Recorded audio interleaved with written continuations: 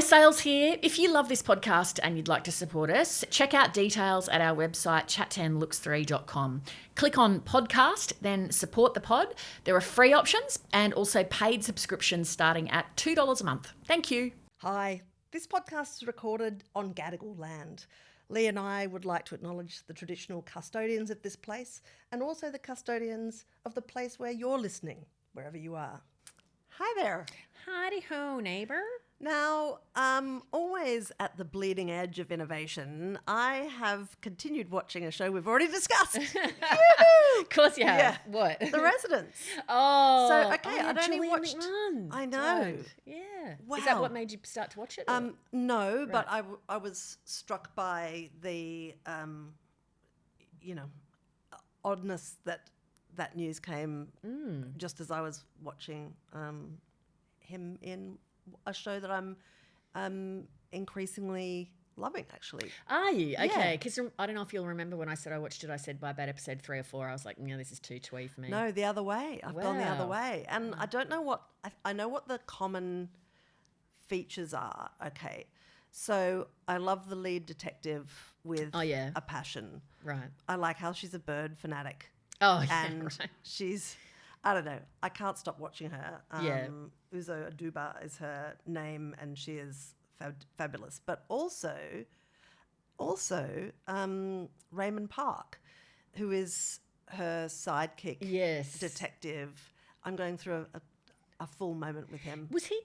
Now, he's been in a very recognisable. bajillion things. So I recognise him from Veep. Yes, he's Stephen Chung, isn't he? So he's one of the other... I think he's like a Republican senator or something, isn't he? He's he's kind of like a presidential a candidate. rival to Yeah. Selena. She hates him. He's Yeah. like a war hero, and he's That's like, right. as a war hero, she's like, oh, shut up. That's right. He's fantastic. Was he in Parks and Recreation as Yes, well? Yeah. Okay. everyone's in Parks and Yeah, Recreation. he's very though. familiar to me. Yeah, and recently, my daughters made me watch a film called Always Be My Maybe, which features him as the romantic lead and is fantastic, and also features Ali Wong, who was yeah. in Beef and Yeah. is terrific and very funny. Anyway, loved it, and now I've realised that I am in a I'm in a park zone. I love him. Funny you've gotten into a park zone. I've gotten into, shall we call it a Hardy zone, off the back of Mobland with Tom Hardy, who is fantastic. Oh, yeah, so I was okay. talking to your beloved Yep. Jeremy about this, and he said, you've got to watch this film called Locke, which I did on Stan. It stars Tom Hardy. Basically, it is set in just the front seat of a car. You never leave that location. It's not one shot. There's a few different shots. Every now and again, they break to like a wide shot of the car on the road or whatever. Right. But basically, Ivan Locke is this guy who is in a car driving from a kind of smaller town in England to London. And he's in a mad hurry. And what's happened is he's basically said... you hear him, he's pretty much on the phone the entire car journey. Okay. And the opening phone call is he is a foreman on a construction site.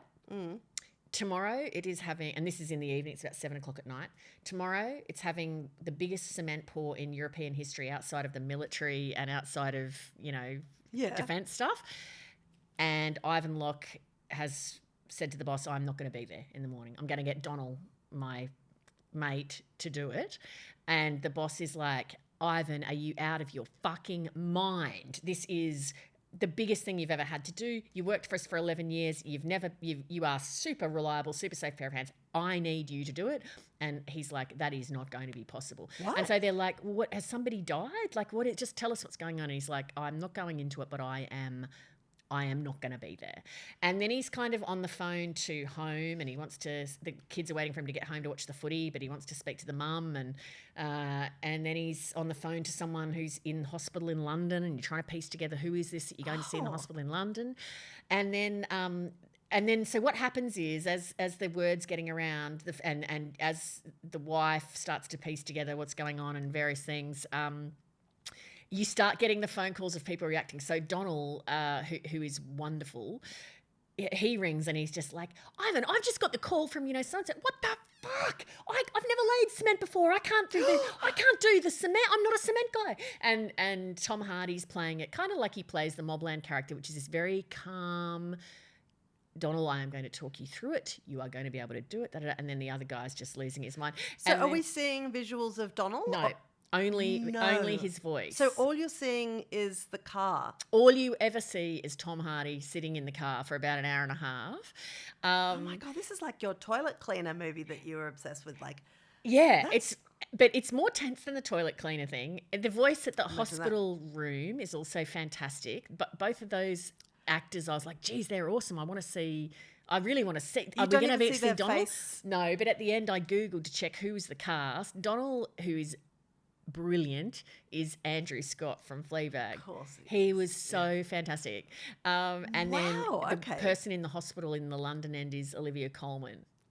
So it's really, really high quality. The person who's his wife is also a well-known British actor whose name escapes me at the moment. But they're all, I mean, it would have worked brilliantly as a play, actually, because it's just confined to this one small location. Bold to do it as a film, though. Really bold. It has some things about it that don't quite work. It looks, I mean, maybe they blew all the money on the actors. It looks pretty cheap. What kind of car is it? And there's a couple of scripting bits that are a bit don't quite work, but do you even see an overhead of the car? Yeah, yeah. Okay, so you see the scenery that they bust out of the car. It's not one shot. You see other trucks coming past, and you see things of that ilk, but you never leave his car. You never go to his house. You never go to the hospital. Wow. You never see Donald, but you feel almost like you're seeing them. There's a bit with Donald where is it in real time? I mean, is it like? Does the drive take an hour and a half? It does, yeah. Oh. He's like, I'll be there in about 90 minutes, and then it unfolds in real time.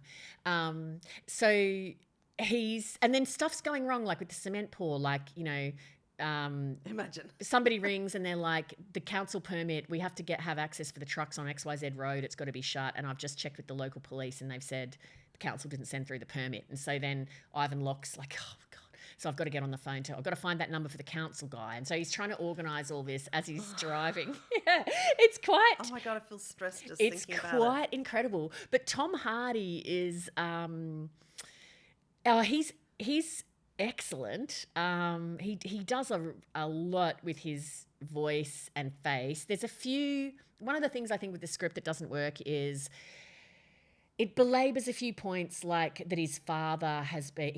Ivan Locke is a very super reliable guy because his father was a real waster, basically. Right. And he keeps having this argument with his invisible dead father who's sitting in the back seat. Oh, and so he kind of periodically, because he's under so much stress... Do you see the apparition of the dad? No, you just... In fact, when he first starts talking, I'm like, what the hell's going on here? Because he's looking in the rearview mirror and there's just nothing. Oh, and he's basically saying to the father, oh, you'd be loving this, blah, blah, blah, or I'll never be, a loser like you. I'll never be half the concreter you were. And it just doesn't... There's a few things where, there's a few construction metaphors that are stretched a bit hard. Yeah.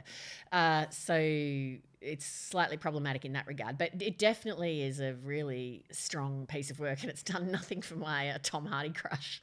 Wow. And so without being specific, does it build to a crescendo? I mean, at the end, is there a kind of climactic moment?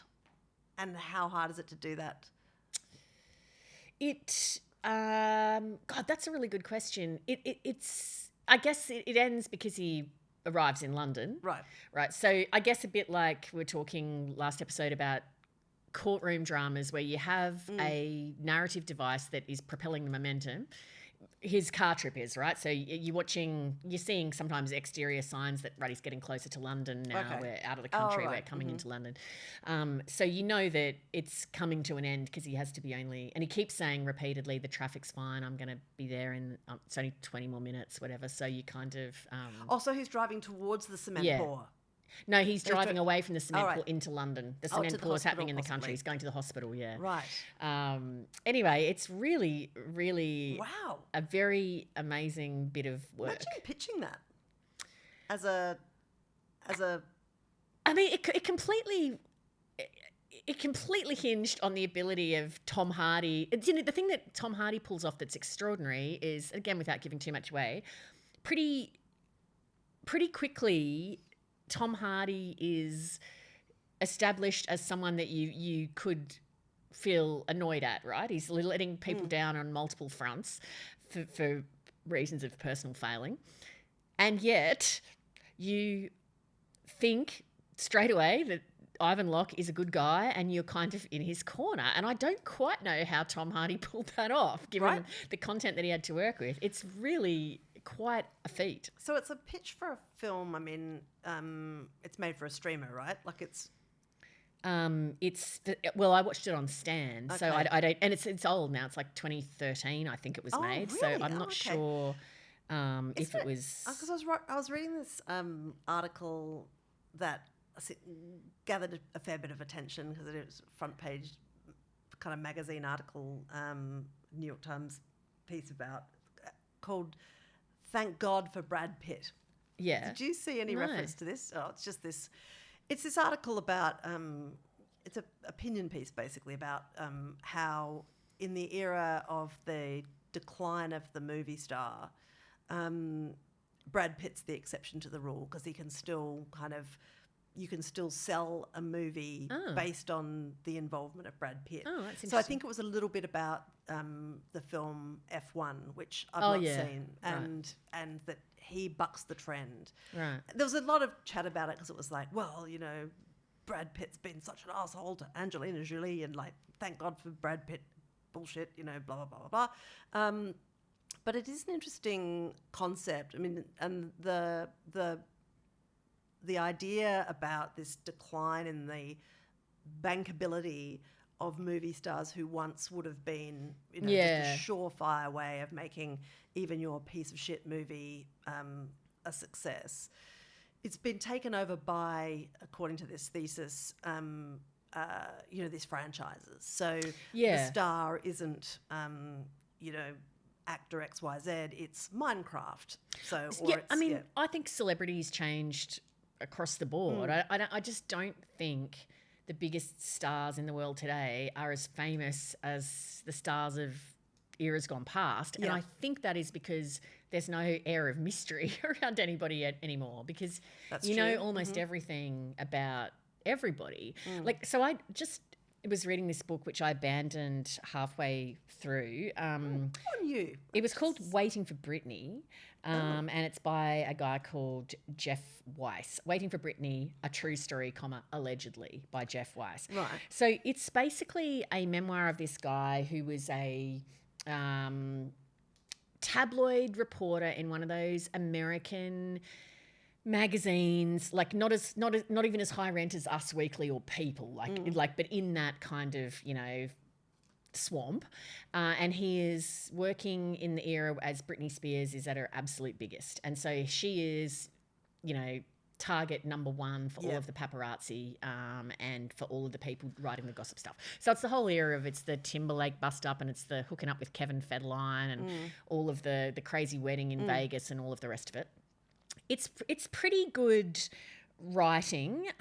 It's kind of a bit Hunter S. Thompson style is clearly what he's going for. Like, to give you an idea of the tone of it, this is a section which is where she's basically hooked up with Kevin Federline and it's all kind of moving at a frantic rate of knots. It's much later when I will interpret this moment as the real beginning of Britney's desire to escape a life that she doesn't want. In the process, she made an easy error. She believed in the timeless lie that angels' trumpets will always flower, that tomorrow is a logical extension of today, that destiny can appear in the double-jointed limbs and fertile loins of an unemployed dancer. Oh my God, it's a little fruity. So the book is a thesis about Britney and celebrity? No, it's a memoir of his era of chasing around after Britney. Okay. Now, when I was reading it, I was thinking, and this is what ties back to what we're saying about celebrity, I was reading it and thinking, wow, this is actually an interesting read in the context of who would have thought it, but the era of the paparazzo is now over, really, because I'm sure there'd still be some around who would probably land, you know, money shots or that celebrities would do deals with and so on. But actually, it doesn't matter because everyone's got a phone. So if Britney Spears or you know, the equivalent Dakota Johnson or whoever shows up somewhere today, every single person there has a photo, has a ability to take a photo. So you'd have to assume as a celebrity that you could be filmed absolutely at any time. There's just no expectation now of privacy. Whereas in this era, there's times where Britney's like, well, if I give you this shot, can you go away and then I can be left alone kind of thing. So it turns out to be the transaction model is over. Yeah. Yeah. So it turns out to be kind of this snapshot and this memoir of this particular era, and it feels now kind of dated both in terms of the paparazzo and the pursuit, but also of someone whose celebrity is so invisible unless they are stalked. It just feels really old-fashioned and of its era. And it just made me think, well, because of the nature now of celebrity, I don't think anyone can be as famous as someone like a Britney Spears. There can't be as much of a clamouring to find stuff out about people because they share it themselves on their social media, basically. Yeah, okay. But it's strange, though. I mean, just in parentheses to finish our conversation about Locke with your little crush. I mean, Tom that Hardy. is, I guess, the exception, right? When somebody's acting ability is the only thing that can make a concept work. Like the only reason that film, which is a long shot of somebody driving from town A to town B, can work is because that cast can pull it off. Yeah, can actually have the range within that incredibly constrained set of tools to still make it great, you know. Yeah, but that's nothing to do with celebrity. No, it isn't. Yeah. So, but to the extent that an actor can make a film, like, I think that survives. But the idea that someone is so famous that people will just go and watch it is, you know, probably wrong. on the way out. So I ditched that book about halfway through just because I kind of felt like the stakes, the humour and the quality of the writing and the stakes for the guy weren't enough to make me feel like I had buy-in to his story. You're over, dude. Oh, well, I don't miss you. I just kind of felt like I don't really care if you succeed in getting the shots of Brittany and Kevin or not. He has an off-sider called Oliver who actually is a more compelling character who I felt a bit more investment in. But also at this point, I mean, I've read Britney Spears' memoir and I mean, I feel shocked at how young Britney Spears actually still is. She's in her early 40s now. Yeah. I feel like she's been around absolutely forever. It just felt a bit like, oh, geez, do we need one more thing picking over the life of an actual person who's already had their life picked over immensely? So it just it was making me feel a bit ick, so I just ditched it. So how does this square, like the lack of interest of audiences in big celebrities and the idea of finding out more about them, that's being killed off. I read this really interesting article that a friend of ours sent, I think both of us, last year. It's an article in Medium called People Are the New Brands. And it was about why it is that people are deserting news organisations and getting their news from podcasts and watching podcasts on YouTube. Hello. What is it that makes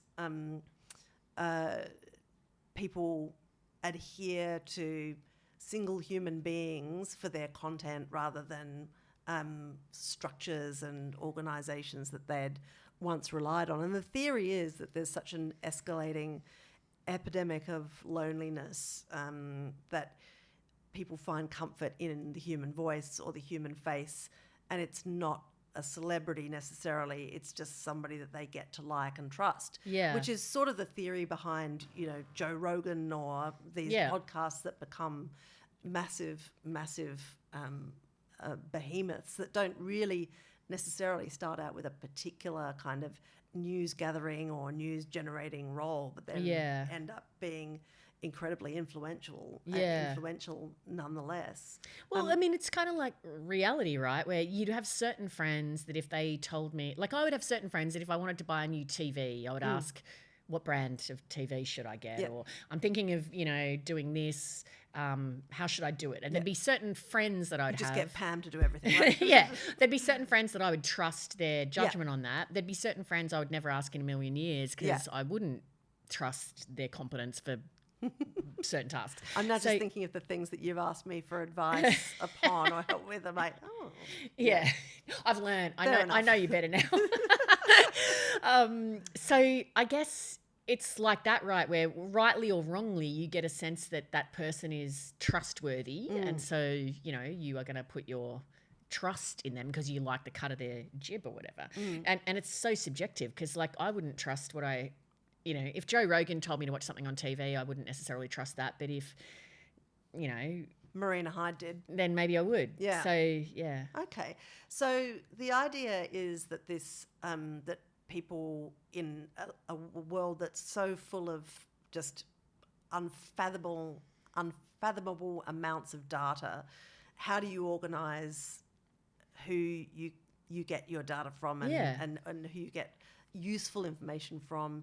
You organise it by establishing a sort of social relationship, even if it's a parasocial relationship, which is that buzzword that people are using now.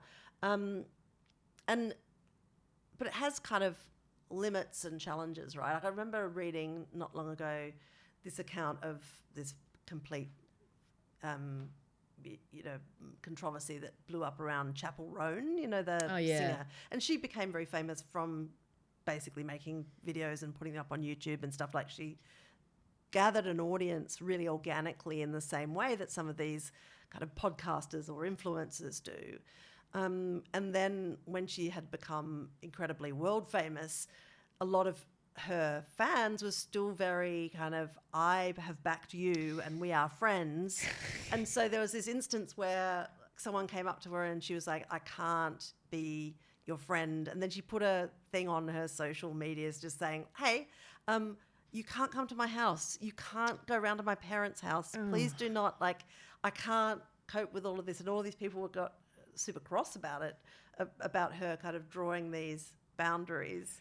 Yeah, I guess it find that depends really how you interesting. sell yourself. If you're selling yourself as, you know, people's friend, I guess there's, you know, they're going to take you seriously. Well, I think part of her appeal was that she seemed, you know, very quirky and approachable and kind of, Right. you know, oh, that girl, yeah, I follow her as well. But then she sort of became this really unbankable star, and that model probably doesn't really work anymore. I can't really imagine ever feeling like somebody that I didn't actually personally know was my friend. I can feel like that I might feel like I've got a connection to them because I'm a big fan, but I can't imagine that I would see a big music star or a big TV star, a big film star, and feel like, yeah, I'm just going to show up at their house because they're my friend. Yeah, I just think this is going to be an escalating phenomenon as audiences continue to fracture and people follow specific people because they feel like the reason that they follow them and the reason why they're faithful to them and the reason why they'll jump online and defend them when they get you know, in trouble or whatever is because they feel that there's a relationship there. And I think if people become successful because of the support or the patronage of their audience, who then feel invested enough to then defend them. And you see whenever there's some sort of ridiculous celebrity scandal or whatever, you've got all of these fans that jump online and, you know, absolute slam the hell out of whoever it is that's menacing their idol. And I mean, you've seen that in a lot of these sort of cases like Johnny Depp and Amber Heard or Brad Pitt and that makes me feel Angelina more Jolie. like a sporting team though, where people are like Team Nagi and Team Brookie or whatever, and they kind of weigh in that sense. But if they feel like not only that they like this person's work and are a fan of them as an actor, but they've also, I've been to the mattresses with you and I've fought for you, then I think that really contributes to that sense of investment that somebody has. That they feel like they're owed something in return for their fandom. So, you know, I'll be completely devastated if I see you and you won't, you know, be in a selfie with me or whatever. This reminds me of something else I've been reading because it fits with the idea of that you're invested in the opinion of, or a kind of parasocial thing with someone you don't know, which is, as you know, I love advice columns. And so I've been reading an old book now called Tiny Beautiful Things by Cheryl Strayed. Cheryl Strayed, yeah. Yeah. She used to write an advice column called Dear Sugar, which was incredibly popular. And then she became very famous because she wrote the book Wild, where she does the Pacific Northwest track to kind of find herself. So Tiny Beautiful Things is a collection of her advice columns. It's really interesting because they're basically, she uses, I guess a bit like Nick Cave does with the Red Hand Files, she's using the questions as basically just a jumping off point for a personal essay. And then it kind of, weaves in whatever the themes are the person's asking about, and it often comes back around to their questions. But mostly it's just a sort of 3,000 word digression into, something that's happened in her own life. It's really, really good. They're so well written. And I can see why you might write to Cheryl Strayed or to James Parker at The Atlantic or to Nick Cave, because their take on things is so interesting and insightful that I feel like I would respect their take on a life problem. So I feel like I can understand that. But then would I think that they owed me anything because I wrote them a question that enabled them to have content? Probably not. But you've got something out of it as well. Like if you've written a question, and whatever it is, somebody who is an incredible writer or has an unusual degree of human insight has made you a bespoke response, then wow, you've kind of got something quite amazing already. You don't need a selfie as well to go with that. Yeah. I mean, but isn't that sort of what fiction is at its very greatest? It's not a call and response advice column, but generally the fiction that you read that speaks to you most deeply is usually something that tells you something useful about a problem that you have, or an insight into a condition. True. I guess it's why people were so wound around the axle about J.K. Rowling, because they feel a deep personal connection to her, because Harry Potter books feel like they spoke to people about really profoundly personal stuff. So then when she's outside of that world, shared political views, if they're not views that accord with your own views, then you feel personally let down because you felt personally seen by her. So somehow the betrayal feels bigger to you because it's not, you thought that person was kind of always going to be on your side and think all the same things as you always, and that you can't fathom that they could understand part A of you so deeply, but part B of you, they're so wildly off track, right? So I guess that's why people have such these, very strong reactions. Or, I mean, a situation that we've discussed multiple times on this podcast is your readers of Alice Munro who think, I've, loved you for so many years because I thought that you understood women, and then you could do this terrible thing to your own daughter. I guess, but then, so it just reminds me too of like me and Louis C.K. and me and Charlie Rose feeling like personally let down. Just running through your parasocial relationships right now. I mean, I can understand like having an emotional investment in someone that you don't actually know. I suppose where I kind of find it tricky is, like, no, actually, maybe I'm wrong. What I was gonna say was, I can't imagine if I sat down with Louis C.K. that I'd say to him, I feel personally let down, but I probably would. But you do. I do. You don't need to say it. But don't you think that maybe in these circumstances, and again, we're circling back to this idea of like why you choose somebody to, in an endless universe of choices now, why you choose to spend your time with that person is because that they create something, or they show you something, or they make you laugh, or they analyze something in a way that is different from anyone else. And you will seek them out, and you will, again, spend your time on them. So I think maybe the bit that really grates or makes you feel not good, even if you're not in a room with Louis C.K. and have an opportunity to berate him, I think maybe the painful bit is that it's a reflection on you, on your judgment, because you thought, I made the decision based on what I gathered about you from what you created, that you were worth me spending this time on and with. And the fact that you've done something that I didn't expect is actually a reflection. I feel like I've been a fucking idiot. Yeah, well, I guess it's like if somebody has a boyfriend and you know they break up with them, and then the friends go, "Oh, we always thought he was a dickhead." Yeah. Really, you're insulting the central person, because what you're saying is your judgment is so shit that you went out with a dickhead. Yeah. So you know that's. Yeah, I guess it's as you say, there's a sort of sense of where you feel like I've been made a fool of here but I mean, I guess that's why it's always fraught to view somebody to. I guess what we do is we put qualities onto people that we don't know. So, say for example, Louis C.K. I really liked his writing. I thought that show Louis was absolutely awesome. I thought he was hilarious, and so therefore I've then gone, well, he must be a good guy. He's worthy of my admiration. Actually, no, because I didn't know anything about his character whatsoever, as events showed. So I guess just because... And it doesn't make... I mean, that content is exactly the same today as it was when you loved it. Exactly. You go back and watch that series. It's... Exactly right. So I guess... keeping in the front of the mind, well, I admire this person because they are a good writer or because they're a good whatever. If you don't know them, you don't have any idea. And let's face it, people that we're close with as friends, when you know people fully, what you realise is they have great things about them and they have not so great things about them. And things that you would trust their advice on, and that you other wouldn't. things that you wouldn't. Absolutely. But I guess if it's somebody that you value over time, of course you're going to be seeing them warts and all, but you make the judgment over time, well, their good things outweigh their bad things. And so I choose to continue having them in my life. If it goes the other way, then you choose to distance yourself and not have the person in your life. Whereas I suppose anyone that you've got a parasocial relationship with, you don't have the full information at your disposal about what the person's like, because they're putting out publicly what they want you to see of them. Yeah.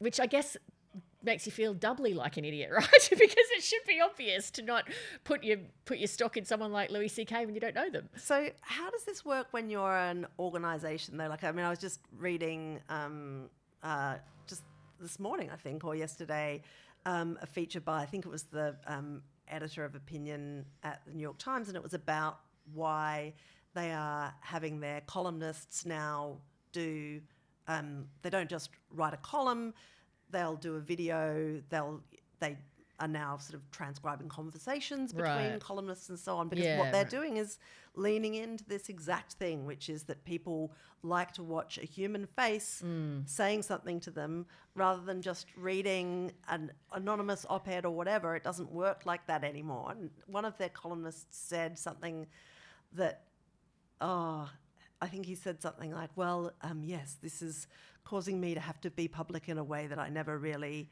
planned on being.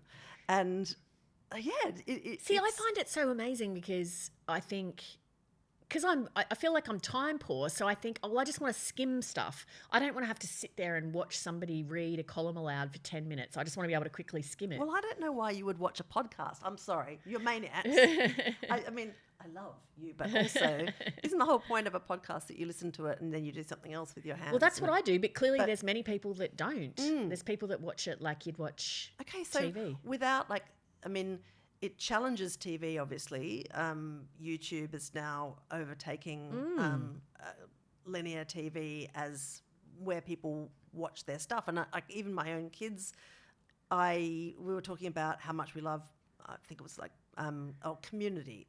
And my daughter, which I love that show, and I love watching it with my kids. But like, she was straight into like, there's a great mashup of Dean moments, best entrances by the character who plays the Dean, and it was amazing. It was a fantastically well curated selection of great moments from this show, which, I mean, I think that's what these platforms offer, is a kind of a trimmed down hit of this pleasure of watching all of the cool things at once. Yeah, for sure.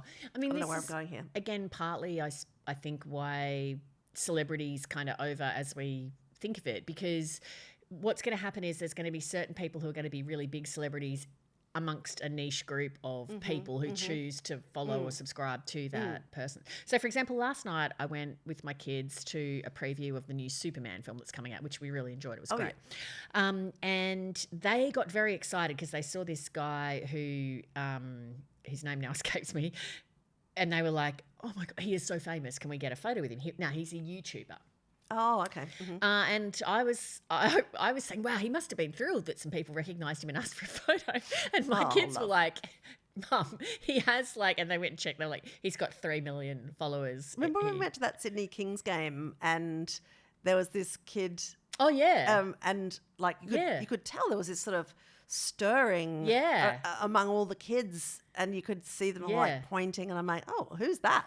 And it was some YouTuber who was just intensely famous. I can't remember his name, of course. But there was a giant queue that formed in the break because everybody... And then there were kids who didn't know who he was but got in the queue because clearly he was massively famous. I bet you at that film last night, if you set up me on one end and that guy at the other end and you were like, who wants to get there? Exactly. Who wants a photo with a famous person? I bet you my queue would be very small. And so the kids in the car on the way home, I was asking about it, and I was saying, well, so who are the big, kind of influencers in your area? And they rattled off a heap of names I didn't know. And they were saying, oh, one of them, he's on an ad for a credit card thing. And I was thinking, right, that is completely invisible to me because I'm not the demographic for that. But clearly... But you're more likely to get a credit card than those kids. Probably. But clearly somebody very smart at whatever bank that is knows, don't get Lee Sales or Annabelle Crabb, get so-and-so. But I think if we're looking at that move away from industrialized celebrity, like celebrity that's generated and reinforced by this vast clanking machine of publicity and so on. I mean, now that there are so many platforms and so many people with smartphones and so many commentators to blast away at and expose the undergirding of that industrial system, it kind of makes sense that the next big thing would be smaller at first and more organic feeling celebrities or influencers that people choose because you say something specific to me. Yeah. Rather than, somebody who's just so globally mega famous and that you'll buy a magazine to find out what's happening in their private life. And look, I guess, say if you use Chat 10 as an example, which is kind of, I guess a small community. Couple of H-grade celebrities. A small community in the scope of major global communities, but nonetheless still a large number of people. I think it's more so if someone comes up to me in reality and says, hey, I'm a chatter, it's like that's shorthand. It doesn't immediately mean oh, well, we're best buddies. But what it says to me is what kind of person that is. Exactly. It's shorthand for, right, you're the kind of person who likes books and this and you're kind of nice and blah, blah, blah, blah, blah. And so it feels like the step to friendship is shorter, if you know what I mean. It doesn't feel like you kind of sussing out, would this person be a friend? You kind of know they would be a friend. Yeah. And I don't think that group, by the way, is actually about either of us. It's about people, finding each other. I mean, which is kind of the nicest thing about it, and also very convenient for us because, no one's waiting outside our house or anything like that. So they're waiting outside each other's houses. Yes, exactly. With a cake. Incidental. Yes, exactly. We're incidental to with a hot meal. Yeah. Right. I know you're just winding me up, so I just want to say something quickly about, and we're talking an OG superstar here that I had an interaction with very recently at the National Museum of Australia. I was very, very happy and delighted to be part of the launch or opening of the Mr Squiggle exhibition. Oh, nice. Which is that a permanent exhibition there? Or? Well, so it's essentially the estate and puppetry and a whole bunch of materials retained by Norman Hetherington, who was the designer, voice and maker of Mr Squiggle, right, which was the longest running children's television program in Australia by a long straw and one of the longest running in the world. Wow. And it's just it's the exhibition is, I think, on foot at the museum in Canberra until, I think, mid-October. But all of these items have been now acquired by the museum. So Mr Squiggle and all of his puppety friends now live at the museum. But one thing that I love about that show, and, you know, I was watching it during the Miss Jane period, one thing that I didn't really appreciate was that there were lots of different friends of Mr Squiggle, and I'm just like, well, wasn't there any Miss Jane? No, that's what I would have said. No, there were heaps over the arc of this show.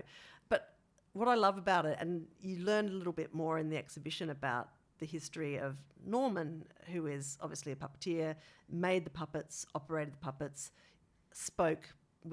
was the voice of Mr Squiggle, but also just made these puppets out of stuff that was lying around. It's just, you know, like shoeboxes and, you know. And I love that about it, because I think it also, you remember what it was like? You'd watch kids' TV, and particularly where I grew up, there was like only a couple of TV stations, and it had this kind of element of participation, because you used to have to send in a squiggle, and if you were incredibly lucky, you'd get picked, and you'd then watch Mr Squiggle complete your squiggle, which is just kind of very early kind of like social media interactions. Like what a dopamine hit you get from watching your squiggle get completed. Like a Murph, for instance, she got one on. Wow. Yeah, right. And, you know, Miranda Murphy from Lee Creek, and it was a parrot, and it was upside down. It was like the best. Yeah, what a buzz. So cool. Oh my God, I would have died if mine ever got it. Did Miss Helena on Romper Room ever say your name? No. Me either. They never said Lee. I wasn't that big on Romper Room, actually. Oh, I remember I used to like Romper Stomper Pomper Poo just seemed a bit. Which of the a bit windows did you childish to like me. in play school? Oh, round. Oh, really? Okay, I like the arch. Yeah. Oh, well, there you What a go. surprise that It's we probably got why through a different window. That's why we don't get bored of each other. All right. Hurry up. Let's go. Anyway, great exhibition. Mr Squiggle, what a star.